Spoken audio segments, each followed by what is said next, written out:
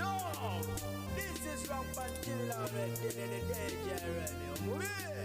Musibye mutya balungi abampuliriza kansuubire nti muli bulungi yonna gye musinzira okubanga ate mugyekomiddeko kufifijja kwali ate nga ngamba nti okola kyamaanyi nnyo nnyini ddala gwe yakatoyungako omukwano nja kusaba obeere nga osubscribinga ku channel yaffe togenda kubanga ate munange wejjusa olunaku olwaleero oba mu ddakiika eno ngenda kuba ate nga nkutusaako story eno yaliwoko omwaka ogwedde ogwa 2020 naye nga ate munange ngikomezaawo olunaku olwaleero olw'ensonga nti waliwo ebintu ebitagenze bulungi ku sayidi y'omuntu omu obaolyawo story eno ffenna twagiraba bulungi abasinga obungi ndooza tugitegera naye nga naawe ate agitegeera ogenda kubanga ate oginnyonnyoka omukyalo oyo gw'okubako amaaso ag'obuzaale ye Namutosi Peace Patience era nga yagambibwa okuba nti ye step mother yagenda maaso okubanga ate akola ekikolwa ekyokutta mutabani we oba step son we eyali atemera mu gy'obukulu 9 gyokka naye nga ensonga emussa yali yakuba nti omwana yalina okuganja kungi nnyo ewaka okuviira ddala eri taata eyali amuzaala mu maka nga taata amwagala nnyo gatako n'okuba nti omwana yali mugezi ye nga Namutosi bwagamba ze zimu ku nsonga ezo zaawa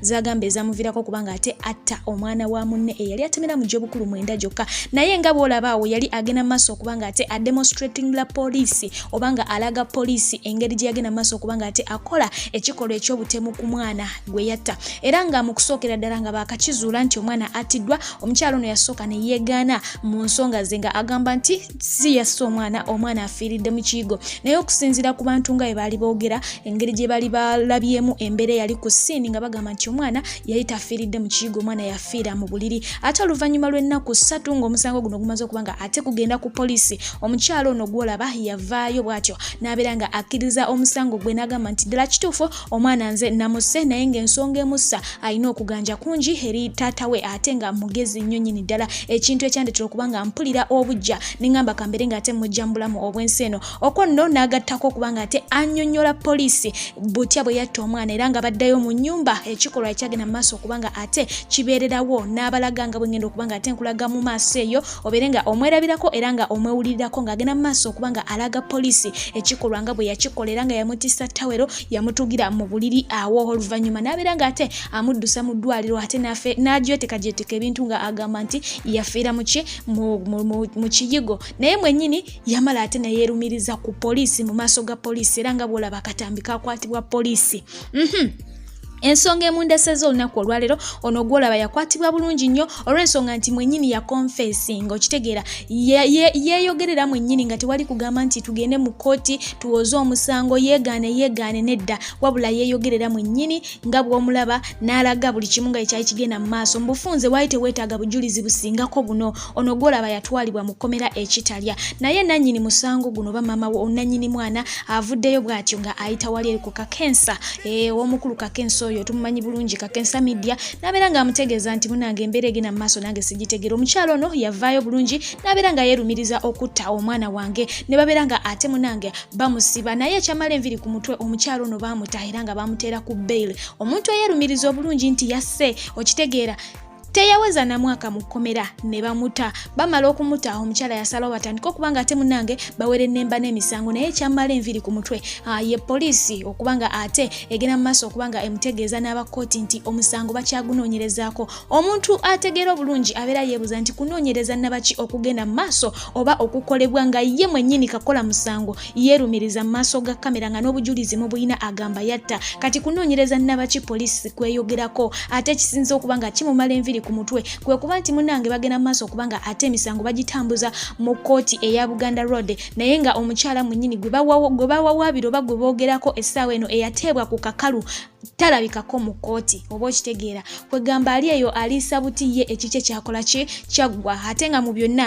ekyasinga n'omumala enviri ku mutwe agamba nti olumu kooti yalina okubanga ate etuula etunule mu nsonga z'ono omukyala nateera naye kyamumala enviri ku mutwe nga bwe nkugambye kwe kuba nti munange state prosecutor yavaayo n'abeera nga ate yeekaliza ddala n'abategeeza nga case file ye we yali amaze okubanga ate agirekayo nga bali mu kooti wali ku Buganda Road naye n'abagamba nti case file ye ekwata ku musango ogwo agireseeyo mu drawer emukono you can imagine naye ng'aba akedde bulungi ng'akimanyi nti kyagenda okukola mu lunaku kwe kubanga ate atunula mu musango guno gw'ojjamu kyakuyiga ki abantu tubalaba mibiri naye tetumanyi myoyo omukyalo oyo nga bw'omutunulira ku bulungi bwaliko n'endabika ye toyinza kumusuubiriza kugwa ku muntu kumutemula kwegamba olabira ddala omukyala ayinza okuba nga alina ekisa ayinza okuba nga maama muzadde ategeerekeka naye yagwa ku mwana wa munne n'amutuga ate n'agezaako okuba nga ali mu kudemonstrating ebintu bino nga munange ne simailo ku Facebook kwegamba alinga ali awo ali so free alaga nti talina na kibi kimulumiriza. Anyways kambeere nga ate nkulekerako vidiyo eno oyongere okujjukira n'okunnyonnyoka ensonga zino naye nga mu byonna kyenjagadde okuba nga nkutangazaako nti omutemu yagenda mu maaso okuba nga atirimbula obulamu bw'omwana omuto ow'emyaka 9 gyokka eyali very innocent atemeza wabweru wa mitayimbwa tali munda yateebwa ate nga ne mu kkooti takola ki talabikako kati ne weebuuza amateeka go mu ggwanga lya Uganda gayamba ki ebyo byensobodde okuba nga ate nkuleeterayo mu ddakiika eno yennyini sigala nga ate weekuumiddeko. Simu ne banga nti waliwo omwana agudde mu kinaabiro mu estate nenga nti omwana agudde atya kwe kujjandaba omwana akoze eki agudde nti agudde n'afa naye nze ndi mukulembeze naye ngenza okulaba omwana okumukebera omwana taliko kisago kyonna omwana tabulidinga ng'alinga nga afudde ki ekiziiro koza abasawo basobola okulaba ekintu ekyo naye nga nze ndaba omwana amutute mu ddwaliro gaamusanze ku buliri ate abali awaka bagaye nti agudde mu kinaabiro mwafiiridde n'okutuuka mu kinaabiro temulimu musaayi temulimu kantu konna omwana akyali flexible ng'omwana omuntu omulamu bwakoze eki bwabadde kati tuleetedde obweraliikivu bw'omwana ali ku step maama si ye maama wa muzaala tweraliba tibabadde babatumye ne baleka omwana ne step maama step mother n'omwana ne babaleka awaka bagenza okudda nga bagamba ti omwana akoze eki agudde mu kinaabiro n'afa ne mu kinaabiro tewaliwo omusaayi omwana taliiko kamogo konna omwana mulamu nnyo olaba ng'omwana talina wadde nti wazimbye agudde tagudde bonna bw'oba ozadde omwana genda n'omwana wo oleke mulekera step mother kuba step mother buli omu alina omutima gugwe n'abasajja bamuwasa abakyala at least omwana oyo mulekere maama we osigale ng'omulabirira eyo kyensaba abaami n'abakyala basigaze abaana baabwe. Badde bantumye butto mu tawuni nenda nendeeta butto nenkomawo nennaaba olumaze onaaba nembuuza kanene akataako emyaka 3 nekaŋŋamba maama agenze ne Gideon mu ddwaliro wemaze onaaba nesimula neŋŋenda nenkolaki neŋŋenda paka ku ddwaliro nankomawo nantuma essuuka oluntumye essuuka nengitwala ngenza olaba era bamukomyawo ng'afudde omusawo ng'agambye nti afudde yakyayinga mulamu nga tumaze no preparinga nga tugenda Moyo kuba badde boogedde ne dadi waabwe anti namusalako enviiri anti nagamba kamala omusala enviiri ngende naabe naye akole ki anaabe.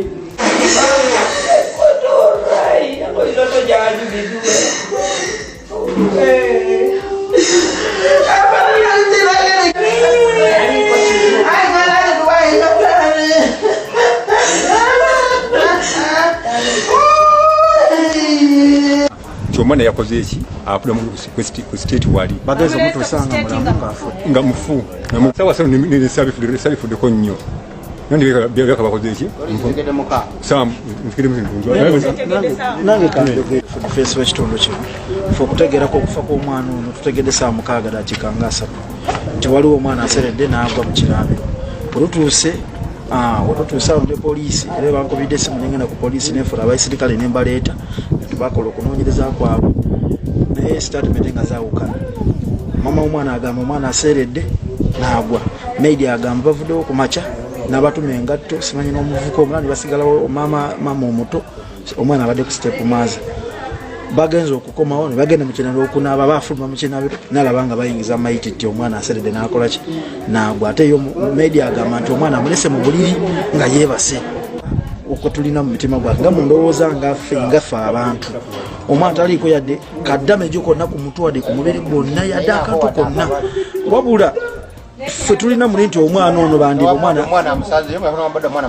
ate ebekisalire sikwata newaboda agamba nti omwana amusanze mu buliri ate omukinaabiro ate avudde mu buliri ate nagenda mu kinaabiro ate kulireeta kwatagana ekituufu kiremye okuzuula omukyala alemye okwogera ekituufu kubanga bw'agamba nti omwana agudde mu kinaabiro temuli yadde ettondo ly'amazzi omwana talinaako wadde damage wadde oluba wadde ku nkoona nti ewaliwo awazimbye kitegeeza nga waliwo ekitali kituufu ate omuntu bw'aba agudde mu kinaabiro muyolawo oti ate n'omutwala mu buliri n'ogamba nti ate afiiridde mu kinaabiro omuntu ate nti omulambo bagusanga mu katanda k'ente oyo ate omwana aba afiiridde mu kinaabiro kituufu.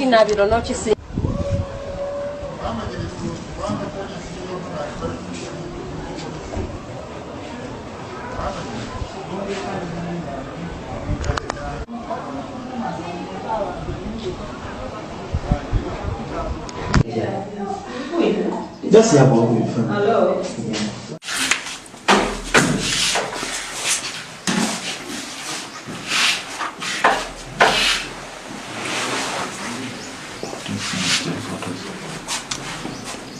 But you know it is there that I remembered that I suffocated him. Using this tower.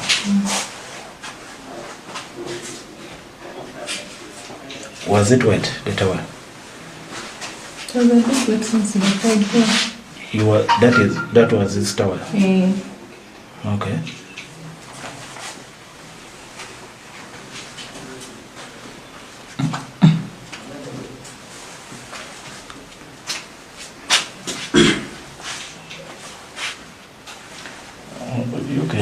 You get it.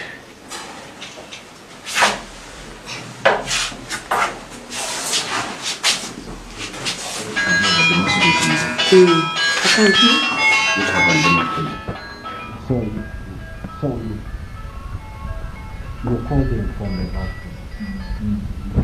He was wrapped in the towel. Then you remove the towel.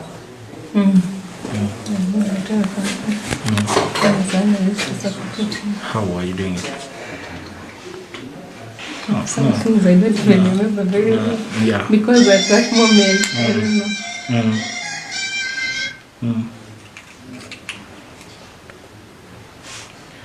But how Why was standing he? Lying.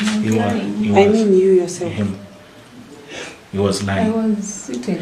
Okay, where was he? Okay, which side was he facing? The other side. You think that you shot.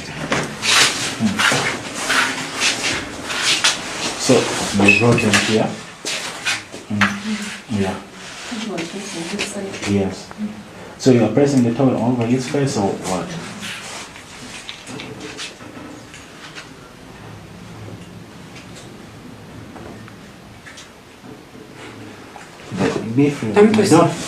Tawero wali ojanjulizaamu yonna kuti oba wagifunyamu oba how? Just feel free.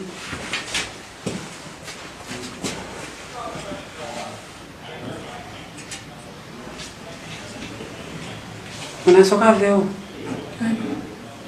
Chairperson. Anti gwagambye tayagala. Kati anti katuuli kwali ogifunyizaamu oti ogifunyizaamu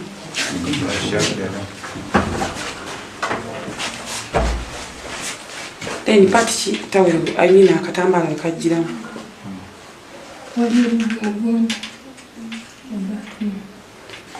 okay after ngomaze okumusuffocating awo nomutwala mu bathroom kati mu bathroom ivyo wakozesa akatawero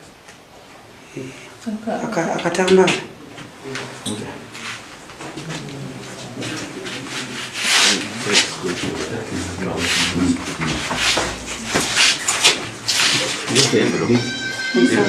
So did you carry her from here to the bathroom? Who carried her? Him. Okay. Mwavira muno ng'awuddemu amaanyi. So you just carried him to the bathroom. Let's go there. Bino biki? Bino?